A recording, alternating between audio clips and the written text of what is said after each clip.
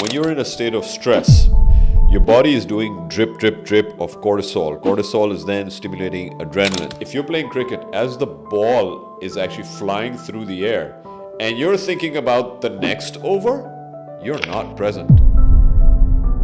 You have to be 100% present with what's happening right there in the moment. Simple answer to that is practice.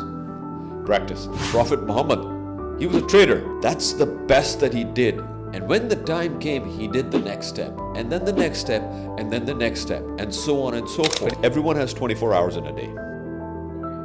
Elon Musk gets a lot more done in 24 hours than most of us do. You can maximize your productivity. You can maximize the intensity of your presence. Like, tiger is chasing us through a forest, climb up a tree, the adrenaline is good. Once we're up the tree, then we're like chill, relax, the adrenaline is gone. And if I do the same thing with my workout, if I do the same thing with my work, Exactly. if I do the same thing with my hobby, if I do the same thing with my relationships. Exactly.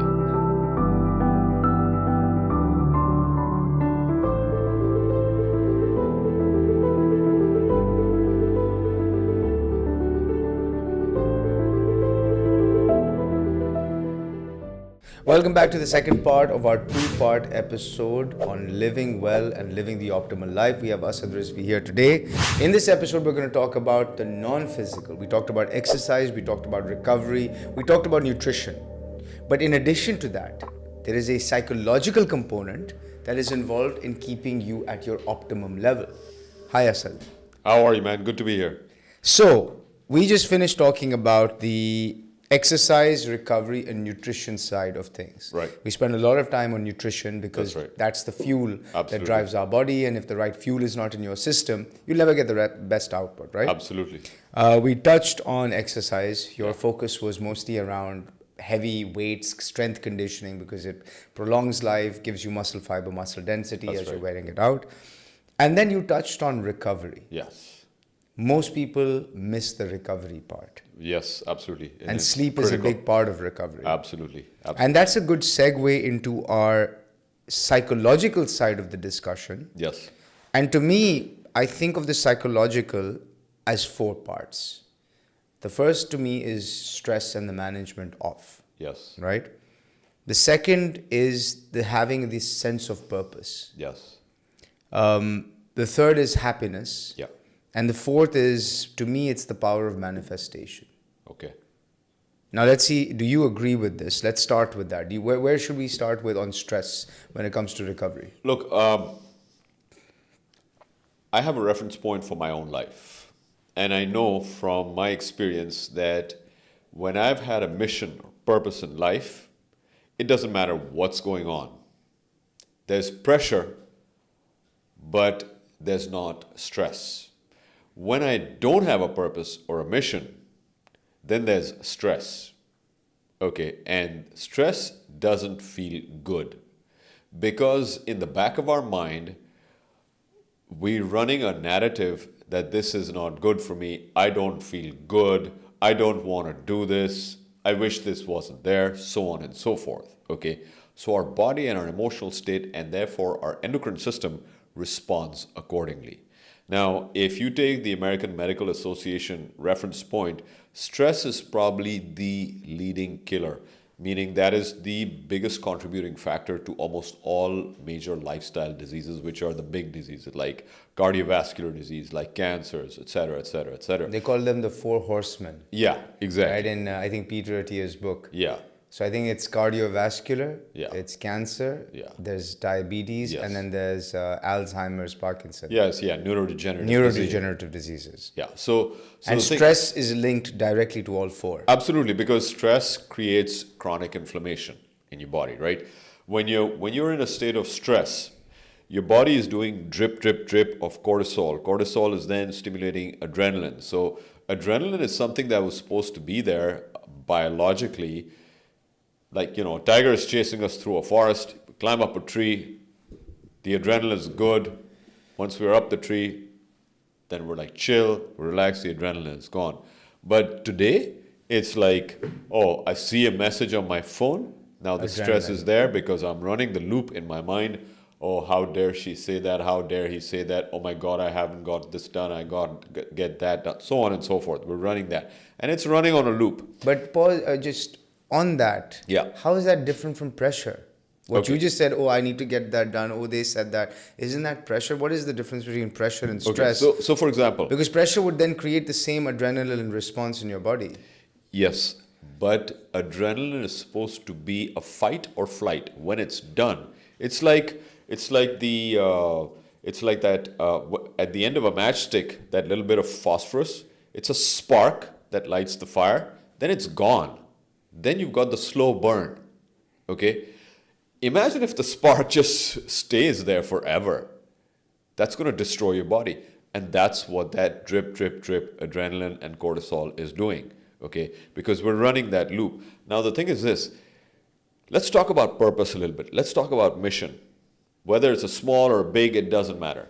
Now, we have this misconception, and I'm sure people have their own ideas also out there, but slightly going into the spiritual aspect.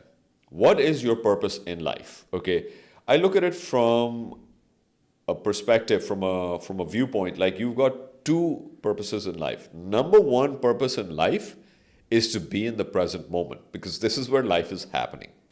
Life didn't happen an hour ago. Is not happening an hour from now. Okay, this here now is where life is actually happening. That's it. Life is one big present moment. So when you can physically, emotionally, spiritually be here 100%, you are the most powerful. Okay, that's just an objective reality. When your mind, body, and spirit is completely focused in the present moment. So, for example, imagine if you're playing a sport. Okay, if you're playing cricket, as the ball is actually flying through the air, and you're thinking about the next over, you're not present. You're going to be bowled out, or you're going to get injured, or something's going to happen. You have to be 100% present with what's happening right there in the moment. I want to tell you that feeling, that experience is Yeah. probably one of the greatest feelings you can ever experience, because I remember I recognized when that was happening to me. Yeah. And I only recognized that in my late 30s. And I was racing in the middle of the desert Yeah. in a Jeep. And I was exactly where I wanted to be, doing exactly what I wanted at that given time, racing in the desert in a Jeep. And it was almost like my body and my soul and the Jeep and the steering and the transmission were one. Exactly. And like, I can't explain it. Like, literally, it was like I was thinking I need to go left, and I would go left. Like, it was literally everything was moving in one flow. That's right. And then I read later on that this is called like a flow state.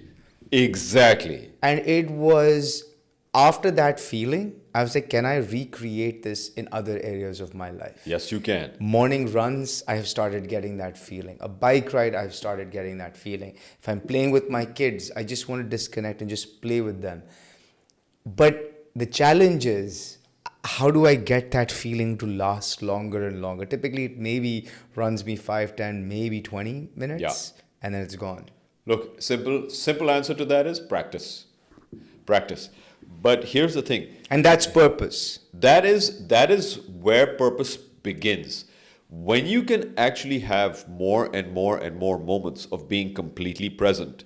And the thing is this, you don't always have to be doing something, okay? You can literally sit in your chair and just decide, okay, I got to be present, mind, body, and spirit. Okay, you feel your body, you take a deep breath, you bring all your energy, your thoughts into this present moment.